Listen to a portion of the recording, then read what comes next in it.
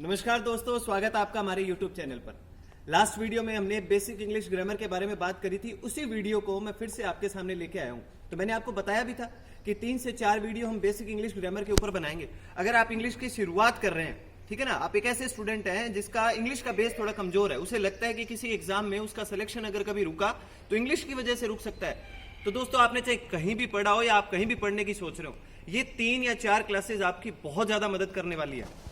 मेरा एक्सपीरियंस कहता है कि बच्चों को, अच्छे बच्चों को इस बात का पता नहीं होता कि सेंटेंस में कौन सी हेल्पिंग वर्ब है, कौन सी मेन वर्ब है, ठीक है ना। इस बात को क्लियर आप इन 3 से 4 वीडियोस में कर सकते हो। तो दोस्तों, इसी सीरीज को कंटिन्यू करते हैं और पता करते हैं अपन। लास्ट जो अपना वीडियो था उसमें हमने बात करी थी कि टोटल हेल्पिंग वर्ब्स कितनी होती हैं, 24 बताई थी। तो जो पहली बार देख रहे हैं ना ये वीडियो, तो प्लीज इसको तो आप यहीं रोको, पहले वो वीडियो देखे हो, तभी ये वीडियो आपके समझ में आएगा, तभी ये सारी बातें आपके समझ में आ पाएंगी। टोटल हेल्पिंग वर्ब्स मैंने आपको बताई थी 24, मैंने लिख के भी दी थी, तो उम्मीद करता हूं सबको याद भी होंगी कि कौन कौन सी होती है। इसके साथ साथ मैंने आपको वर्ब का पैटर्न बताया था कि हर वर्ब के पैटर्न है ना, वो 3 नहीं होते, 5 होते हैं। First form, second form, third form, fourth form और फिफ्थ फॉर्म। हर वर्ब के 5 पैटर्न होते हैं। ये आज कैसे हमारी मदद करेगी ये बात, वो पिछला वीडियो आज इसमें हमारी कैसे मदद करेगा अभी देखेंगे अपन। एक और बात बता देता हूं आपको, 24 फ्रेंड्स ऑफ नोट बोला था मैंने, हेल्पिंग वर्ब के साथ एक लाइन यूज करी थी, 24 फ्रेंड्स ऑफ नोट। ये क्या होती है इसके बारे में भी बात करेंगे अपन। एक और बात कि जो टोटल हेल्पिंग वर्ब्स होती हैं, इनका पूरी की पूरी इंग्लिश में रोल ही क्या है, काम क्या करती हैं पूरी की पूरी इंग्लिश में। अगर आप ये बात समझना चाहते हो तो कंटिन्यू रहिएगा वीडियो के साथ। तो चलिए दोस्तों, समझते हैं बात। वर्ब का ही पैटर्न पता कर रहे हैं, क्योंकि मैंने बताया था if there is no verb there is no sentence. Verb sentence में सबसे एसेंशियल होती है, सबसे जरूरी चीज ही वर्ब होती है। तो एक पार्ट अपने पास फाइनाइट वर्ब और नॉन फाइनाइट वर्ब, बहुत इंपॉर्टेंट पार्ट है, फाइनाइट वर्ब और नॉन फाइनाइट वर्ब। अब ये क्या होता है फाइनाइट और नॉन फाइनाइट?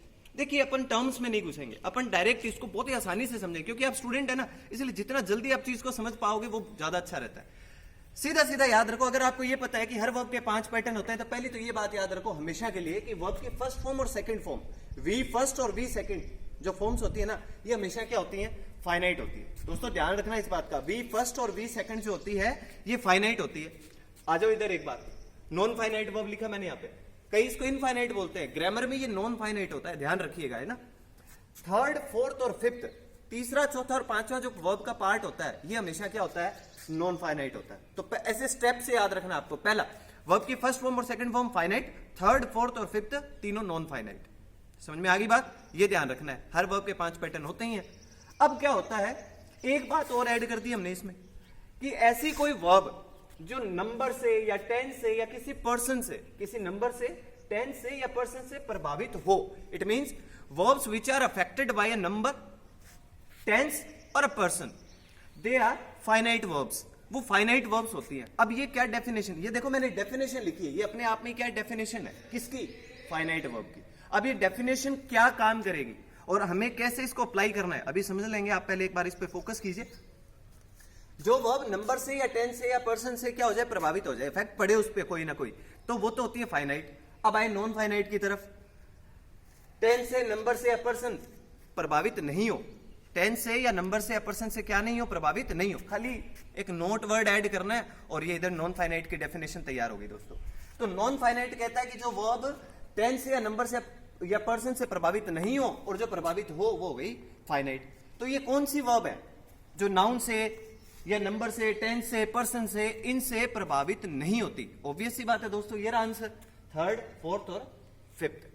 ये सारा मामला हुआ हमारे को जो फाइनाइट और नॉन फाइनाइट के बारे में पता करना था। इतना ही होता है फाइनाइट और नॉन फाइनाइट। बस अब इसे अप्लाई करना सीख लेंगे अपन सेंटेंस में। उससे पहले एक छोटी सी बात, हेल्पिंग वर्ब टोटल 24 बताई थी मैंने दोस्तों। 24 हेल्पिंग वर्ब्स का सिर्फ ये लाइन आप मार्क कर लीजिएगा, ये जो 24 की 24 हेल्पिंग वर्ब्स है ना, इनका पूरी इंग्लिश में एक ही काम है और वो सिर्फ और सिर्फ क्या है, नॉन फाइनाइट वर्ब की मदद करना। बहुत अच्छे से ध्यान रखना इस बात को। 24 friends of note helping verb, ये जो हेल्पिंग वर्ब है ना, ये 24 की 24, ये किसकी मदद करती है, नॉन फाइनाइट वर्ब की मदद करती है।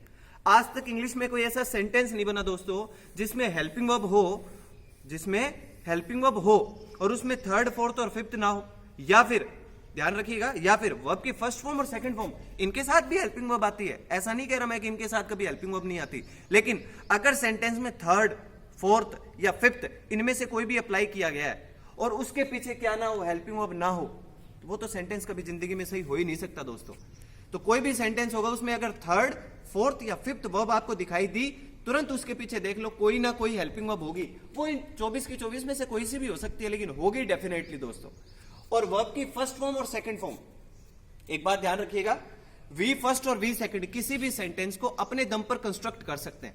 इनमें इतनी ताकत होती है कि किसी भी सेंटेंस को अपने दम पे बना सकते हैं, इन्हें किसी हेल्पिंग वर्ब की जरूरत नहीं होती।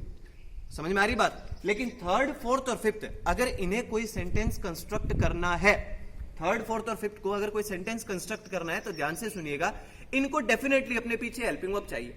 ये बिना हेल्पिंग वर्ब के सेंटेंस को पूरा नहीं कर सकते। तो जो जो मैंने बातें बोली है ना, अपने आप में रूल्स ही समझे आप। तो अब चलो तो रिवाइज कर देता हूं मैं फटाफट से, आप कंफ्यूज ना हो आप। वी फर्स्ट और V second finite, third, fourth और फिफ्थ तीनों नॉन फाइनाइट। जो टेंस से या पर्सन से या नंबर से प्रभावित हो रही हैं फाइनाइट, जो नहीं प्रभावित हो रही नॉन फाइनाइट। हेल्पिंग वर्ब का पूरी की पूरी इंग्लिश में क्या काम है? एक ही काम है दोस्तों, क्या? नॉन फाइनाइट वर्ब की मदद करना। आसान भाषा में थर्ड, फोर्थ और फिफ्थ इनकी मदद करना। अगर ये सेंटेंस में होंगे तो डेफिनेटली इनके पीछे कौन होगा? हेल्पिंग वर्ब होगा। टोटल हेल्पिंग वर्ब्स कितनी है? 24। इनका मैंने खास दोस्त भी बताया हुआ है, नोट, इसके बारे में बाद में बात करेंगे। अब अपन समझते हैं सेंटेंसेस में, ये कुछ सेंटेंस है अपने सामने कि इनमें कौन सी वर्ब है, कौन सी हेल्पिंग वर्ब है। जुड़े रहिएगा आप। देखो ये सेंटेंस में मैं बाद में आता हूं, पहले आपको सिंपल सेंटेंस पे ले चलता हूं। ये सेंटेंस देखो आप, you have a good sense of humour. तुम्हारे पास क्या है? गुड सेंस ऑफ ह्यूमर है। चलिए समझते हैं। अब मैंने कोई आपसे मान लो ये पूछ ले कि ये हैव जो यहां पे लिखा हुआ है, ये हेल्पिंग वर्ब है या मेन वर्ब है दोस्तों? तो पहले तो आप अपने खुद जवाब दे के देखिए कि ये हैव जो है ये हेल्पिंग वर्ब है या मेन वर्ब है। दोस्तों पहला वीडियो देखा होगा आपने, बेसिक इंग्लिश ग्रामर वाला पहला वीडियो, तो आपको याद होगा कि मैंने हैज और हैव वर्ब की फर्स्ट फॉर्म बताई थी, second had, third had, fourth having और फिफ्थ टू हैव बताई थी। अगर दोस्तों ये आप हेल्पिंग वर्ब सोच रहे हो तो गलत हो दोस्तों, कि अगर ये हेल्पिंग वर्ब होता तो मैंने अभी तो बताया था आपको, पूरी की पूरी इंग्लिश में हेल्पिंग वर्ब का तो काम ही क्या है? नॉन फाइनाइट वर्ब की मदद करना। थर्ड, फोर्थ और फिफ्थ सेंटेंस में थर्ड, फोर्थ और फिफ्थ होगा अगर सेंटेंस में क्या है, आप इस हैव को हेल्पिंग वर्ब मान लेते हो दोस्तों। ये हैव यहां पर हेल्पिंग वर्ब है ही नहीं दोस्तों। अगर हैव हेल्पिंग वर्ब होता तो जनरली इंग्लिश ग्रामर में हैज और हैव के साथ वी थर्ड अप्लाई की जाती है। मतलब आप ऐसे याद रखिए, थर्ड और फोर्थ और फिफ्थ में से कुछ ना कुछ तो होता है यहाँ पे, यहाँ तो कुछ है ही नहीं। हैव खुद किसका काम कर रहा है? मेन वर्ब का काम कर रहा है दोस्तों। किसका काम कर रहा है? मेन वर्ब का काम कर रहा है। और वर्ब की कौन सी फॉर्म है? First form. वर्ब की कौन सी फॉर्म है? First form. अब दोस्तों दूसरा क्वेश्चन पूछता हूं, ये हैव जो यहां पे लिखा हुआ है ये फाइनाइट है या नॉन फाइनाइट है? तो इसका आंसर तो बहुत इजी है। अभी थोड़ी देर पहले ही पता किया था कि वी फर्स्ट और वी सेकंड क्या होते हैं? हमेशा ही फाइनाइट होते हैं। तो दोस्तों ये हैव यहां पर किसका काम कर रहा है? फाइनाइट वर्ब का काम कर रहा है। समझ में आ रही है बात? सबसे आसान लैंग्वेज में मैं आपको समझाने की कोशिश कर रहा हूं दोस्तों, ठीक है ना। इसमें ज्यादा आप मेथड्स डालने की कोशिश ना करें, इसे टिपिकल बनाने की कोशिश मत करो, बहुत आसानी से याद होगा। हैव वर्ब की फर्स्ट फॉर्म है तो फर्स्ट फॉर्म फाइनाइट ही होती है दोस्तों। अब बात एक और है, ये जो डेफिनेशन लिखी थी ना, इसको थोड़ा सा इलैबोरेट कर लेते हैं, ठीक है ना। वो कहते हैं ना, इस पे प्रकाश डालते हैं थोड़ा सा, क्या है ये, मतलब आखिर ये जो फाइनाइट है इसकी ये डेफिनेशन है ना, ये कैसे अप्लाई होगी सेंटेंस में? बड़ा इजी है, देखो आप मेथड देखो, यहां लिखा पड़ा है यू। तो दोस्तों ग्रामर में यू जो होता है ये प्लूरल का काम करता है। ये कैसा सब्जेक्ट है? प्लूरल सब्जेक्ट है दोस्तों। आप एक छोटा सा काम करिए, ये लो जो लाइन है ना, ये प्रभावित करे, इफेक्ट डाले, उसको समझा रहा हूं। ये जो यू यहां पे लिखा हुआ है, आप इस यू को समझिए कि यू नहीं है यहां पे। इस यू की जगह पर आप क्या कर दीजिए, सॉरी दोस्तों ये गिर गया, इस यू की जगह पे आप क्या कीजिए, ही कर दो, शी कर दो। समझ में आ रही है आपके बात? ही कर दीजिए, शी कर दीजिए, कोई एक सिंगुलर नाम लिख दीजिए, जैसे राम लिख दिया आप, ही लिख दो, शी लिख दो, राम लिख दो। इट मींस कोई भी एक सिंगुलर सब्जेक्ट उठा के ले आओ आप यहाँ पे। जैसे ही आप यहाँ पे सिंगुलर सब्जेक्ट लिखोगे दोस्तों, तो क्या यहाँ पे हैव ही रहेगा क्या? ये हैव किस में कन्वर्ट हो जाएगा? हैज में कन्वर्ट हो जाएगा। सिंगुलर सब्जेक्ट्स के साथ हैज और प्लूरल सब्जेक्ट्स के साथ हैव अप्लाई करते हैं। तो मैंने यहाँ पे किया हैज, कब? जब राम लिख दूंगा, ही लिख दूंगा, शी लिख दूंगा, मतलब कोई सिंगुलर सब्जेक्ट लिख दूंगा, यहाँ पे मैं क्या कर दूंगा, हैव का हैज कर दूंगा। तो दोस्तों ध्यान रखिएगा, प्रभावित हो गई तो क्या मतलब था, जो वर्ब नंबर से या टेंस से या पर्सन से क्या हो जाए, प्रभावित हो जाए। हो तो गई प्रभावित दोस्तों। हैव को आपने किस में कन्वर्ट कर दिया, हैज में कन्वर्ट कर दिया। तो यही तो फाइनाइट वर्ब की डेफिनेशन थी, कर दिया अप्लाई। चलो एक और देखते हैं सेंटेंस, ये देख लीजिए, दे आर प्लेइंग क्रिकेट। अब दोस्तों कोई आपसे पूछ ले कि जो ये प्लेइंग यहां पे लिखा हुआ है ये क्या है, आर यहां पे लिखा हुआ है ये क्या है। दोस्तों आर हेल्पिंग वर्ब है या मेन वर्ब है, पहला प्रश्न, हेल्पिंग वर्ब है या मेन वर्ब है। चलो कंफ्यूज होने की जरूरत नहीं है। आर के आगे क्या लिखा हुआ दोस्तों, प्लेइंग, और वर्ब का कौन सा पैटर्न है, फोर्थ पैटर्न है। आईएनजी वाली वर्ब जो होती है वर्ब का फोर्थ पैटर्न कहलाती है। तो ये वर्ब का फोर्थ पैटर्न है दोस्तों, और वर्ब का फोर्थ पैटर्न है मतलब थर्ड, फोर्थ और फिफ्थ में से आ गया ना, तो डेफिनेटली इसके पीछे आर लिखा हुआ, ये क्या है, हेल्पिंग वर्ब है दोस्तों। टोटल जो 24 हेल्पिंग वर्ब होती है, इनका एक ही काम था ना, मैंने बताया था आपको, नॉन फाइनाइट वर्ब की मदद करना। तो अब सेकंड क्वेश्चन, प्लेइंग जो है ये फाइनाइट है या नॉन फाइनाइट है। नो डाउट दोस्तों नॉन फाइनाइट है, वो रहा थर्ड, फोर्थ और फिफ्थ नॉन फाइनाइट होती है, और पीछे क्या है, हेल्पिंग वर्ब। अब जो वो डेफिनेशन थी टेंस से, नंबर से, पर्सन से प्रभावित नहीं हो, तो ये नहीं वाला सिस्टम इसमें भी देख लो आप। एक काम करिए, ये दे लिखा हुआ ना, प्लूरल था इसलिए आर किया हुआ था, आप दे को भूल जाओ। आप क्या करो, इस दे की जगह पे वही शी, वही ही या वही राम को उठा लो, मतलब सिंगुलर सब्जेक्ट कर दो। दे तो प्लूरल सब्जेक्ट होता है, आप सिंगुलर सब्जेक्ट करो। सिंगुलर सब्जेक्ट करते ही ध्यान दीजिएगा, यहां पे सिंगुलर सब्जेक्ट करते ही आर किस में कन्वर्ट हो जाएगा, इज में कन्वर्ट हो जाएगा दोस्तों। आर किस में कन्वर्ट हो जाएगा, इज सिंगुलर के साथ लगता है। तो फिर ये बताओ प्लेइंग किस में कन्वर्ट हो जाएगा, प्लेइंग कन्वर्ट हो सकता है क्या भाई, प्लेइंग का तो प्लेइंग ही रहेगा। तो बस हो गई बात खत्म, नॉन फाइनाइट वर्ब है ना, तो इनसे फर्क पड़ा क्या, नहीं फर्क पड़ा भाई साहब।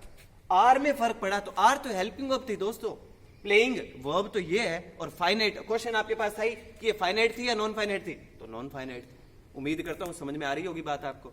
एक और देख लो, we worked hard day in day out. पहले तो ये फ्रेज है, इसको समझ लो आप। डे इन डे आउट का मतलब होता है दोस्तों दिन रात, ठीक है ना, दिन और रात देखते नहीं, बहुत मेहनत करते हैं। वी वर्कड हार्ड, हमने मेहनत करी, बहुत मेहनत करी, डे इन डे आउट, दिन रात मेहनत करी। चलिए दोस्तों, वर्कड वर्ब की सेकंड फॉर्म है या थर्ड फॉर्म है, वर्कड वर्ब की सेकंड फॉर्म है या थर्ड फॉर्म है दोस्तों। वर्क, वर्कड, वर्कड, सेकंड भी यही होती है और थर्ड भी यही होती है। तो दोस्तों ये कौन सी है, सिंपल सी बात है दोस्तों, वी फर्स्ट और वी सेकंड हमेशा क्या होती है, फाइनाइट। तो ये सेकंड है या थर्ड है। अब अगर कोई ये सोच रही है थर्ड है, तो भाई इधर आ, थर्ड, फोर्थ और फिफ्थ इनके पीछे तो डेफिनेटली कौन होगा, हेल्पिंग वर्ब होगा। यहां कोई हेल्पिंग वर्ब दिखाई दे रहा है क्या, नहीं दे रहा, तो ये वर्ब की कौन सी फॉर्म है, सेकंड फॉर्म। और वी फर्स्ट और वी सेकंड मैंने आपको बताया था वीडियो की स्टार्टिंग में कि वी फर्स्ट और वी सेकंड को सेंटेंस में हेल्पिंग वर्ब की जरूरत नहीं है, बिना हेल्पिंग वर्ब के भी ये सेंटेंस को कंस्ट्रक्ट कर सकते हैं। आई बात समझ में। चलिए अब एक और सेंटेंस देख लीजिए, द हिंदू, कल का जो द हिंदू न्यूज़पेपर था ना, उसके एडिटोरियल की लाइन है, the RBI has infused oxygen into the financial system. RBI ने क्या किया, इन्फ्यूज ऑक्सीजन, मतलब कुछ प्राण फूंक दिए हैं किसमें, into the financial system, financial system के अंदर, ठीक है ना। चलिए कैसे, अब देखो कोई आपसे पूछे कि भाई ये है जो है ये हेल्पिंग वर्ब है या मेन वर्ब है, भैया हेल्पिंग वर्ब है। कैसे पता चला, आगे इन्फ्यूज्ड लिखा हुआ है, इन्फ्यूज्ड वर्ब की कौन सी फॉर्म है, थर्ड फॉर्म है। अब कोई ये प्रश्न पूछ ले इन्फ्यूज्ड फाइनाइट है या नॉन फाइनाइट है, भैया नॉन फाइनाइट है। कैसे, इसके पीछे ये हेल्पिंग वर्ब रहा, हेल्पिंग वर्ब है तो डेफिनेटली नॉन फाइनाइट, और वर्ब की थर्ड, फोर्थ और फिफ्थ तो हमेशा होती क्या है, नॉन फाइनाइट होती है। समझ में आ गई बात। और देख लीजिए आप, अच्छा आरबीआई सिंगुलर था ना, इसलिए हैज लगा था। At that moment he was one of the most important man in her life. उस समय वो जो आदमी किसी के बारे में बात की जा रही है, वो उसके जीवन का सबसे इंपॉर्टेंट आदमी था। चलिए ठीक है, कोई पूछ ले आपसे ये वो जो यहां पर लिखा हुआ है हेल्पिंग वर्ब है या मेन वर्ब है दोस्तों, हेल्पिंग वर्ब नहीं है, ये किसका काम कर रहा है, मेन वर्ब का काम कर रहा है। अगर ये हेल्पिंग वर्ब होता, वो और वर्ब हेल्पिंग वर्ब भी तो होते ही हैं, अगर ये हेल्पिंग वर्ब होता तो 110% आगे इनमें से कुछ तो होता। कुछ है क्या, आगे दिख रहा है आगे आपको, वन ऑफ द मोस्ट, कुछ है ही नहीं। तो वो खुद क्या कर रहा है, वर्ब की कौन सी फॉर्म है, सेकंड फॉर्म। अब किसी के ये कंफ्यूजन है कि ये सेकंड वाला क्या चक्कर है, पिछला वीडियो देख लो दोस्तों, बेसिक इंग्लिश ग्रामर का, समझ में आ जाएगा। बी की first form be, second form was were, ये वही वाला है। Third form been, fourth form being और फिफ्थ फॉर्म टू बी। चलिए अच्छा, फाइनाइट है नॉन फाइनाइट है दोस्तों, ऑब्वियस सी बात है यार, बी सेकंड है तो क्या होगी, फाइनाइट होगी। इसमें देख लीजिए आप, our credibility is important to us. कोई पूछ ले इज हेल्पिंग वर्ब है या मेन वर्ब है, नो डाउट मेन वर्ब है। वर्ब की फर्स्ट फॉर्म है, ठीक है ना, आंसर समझो आप, इज जो है वर्ब की फर्स्ट फॉर्म है। फाइनाइट है या नॉन फाइनाइट है? फाइनाइट है। अगर ये इज हेल्पिंग वर्ब होता दोस्तों तो फिर वही बात, आगे थर्ड फोर्थ और फिफ्थ में से कुछ तो होता दोस्तों। ये खुद किसका काम, कहां गया वो, ये रहा, ये खुद किसका काम कर रहा है, वर्ब की फर्स्ट फॉर्म का काम कर रहा है। तो फाइनाइट है या नॉन फाइनाइट है? फाइनाइट है दोस्तों। Your English classes have prepared you for any exam, ठीक है साहब। कोई आपसे पूछ ले प्रिपेयर्ड क्या है, वर्ब की थर्ड फॉर्म है दोस्तों। फाइनाइट है या नॉन फाइनाइट है? नॉन फाइनाइट है दोस्तों। पीछे ये हैव रहा, समझ में आ रही बात, ये हेल्पिंग वर्ब का काम कर रहा है। चलो इनको छोड़ो। I am a boy, I am a boy, am helping verb है या मेन वर्ब है? एम जो है वो हेल्पिंग वर्ब है या मेन वर्ब है? आई एम ए बॉय में भैया मेन वर्ब है, am a boy, am main verb का काम कर रहा है, फाइनाइट है। अगर हेल्पिंग वर्ब होता तो आगे कुछ ना कुछ तो दिखता, थर्ड फोर्थ और फिफ्थ में से, ठीक है साहब। He has a car, he has a car, उसके पास एक गाड़ी है, एक कार है, ही हैज ए कार। कोई आपसे पूछ ले हैज हेल्पिंग वर्ब है या मेन वर्ब है? भैया मेन वर्ब है। अगर हेल्पिंग वर्ब होता तो आगे थर्ड फोर्थ और फिफ्थ में से कुछ दिखाई देता, तो हैज है जो फाइनाइट है। ही सिंगुलर था इसलिए हैज था, ही को प्लूरल बना दो, ही को हटा दो, वहां से रिमूव करो, यू कर दो, वी कर दो, दे कर दो, कोई दो प्लूरल नेम्स लिख दो, तो हैज का क्या हो जाएगा, हैव हो जाएगा, फिर भी फाइनाइट रहेगा। बात समझ में आ रही है दोस्तों? तो ये सारा अपना प्रोग्राम था। एक और सेंटेंस है, देखिए, I am in my second year of pharmacy school. कोई पूछ ले एम हेल्पिंग वर्ब है या मेन वर्ब है? खुद जवाब दीजिए आप, हेल्पिंग वर्ब है या मेन वर्ब है? कमेंट में बताएंगे आप। ये वाला जो एम लिखा हुआ है, I am in my second year of pharmacy school, helping verb है या मेन वर्ब है? फाइनाइट है या नॉन फाइनाइट है? Bibliophile study centre stands eight Jhotwara Jaipur, ठीक है साहब। बिब्लियोफाइल स्टडी सेंटर कहां स्थित है? जोटवाड़ा जयपुर में स्थित है, ठीक है। ये स्टैंड्स लिखा हुआ है यहाँ पे, ये वर्ब है साहब। अब मैं ये पूछता हूं कि ये फाइनाइट है या नॉन फाइनाइट है? समझ में आ रही बात, फाइनाइट है या नॉन फाइनाइट है? कमेंट में बताएंगे आप, मुझे इतना कष्ट जरूर कीजिए आप, ठीक है ना। तो ये अपने कुछ सेंटेंस थे, इनको आपने समझना है और इस बात का अच्छे से ध्यान रखना है कि ये पैटर्न अगर आपको समझ गए, वी फर्स्ट क्या होता है, सेकंड क्या होता है, हेल्पिंग वर्ब क्या है, कैसे काम करती है सेंटेंस में, फाइनाइट क्या है, नॉन फाइनाइट, बहुत मदद करेगा आपको सेंटेंस समझने में, इंग्लिश को समझने में। तो दोस्तों ये वीडियो अगर आपने देखा और पिछला वीडियो नहीं देखा जो बेसिक इंग्लिश ग्रामर का था, प्लीज ऐसा मत कीजिए, आप वो जरूर देखिए, तभी आपके ये समझ में आएगा। और इससे अगले पार्ट के अंदर अपन फिर इसी पैटर्न को आगे कंटिन्यू करेंगे दोस्तों, ठीक है।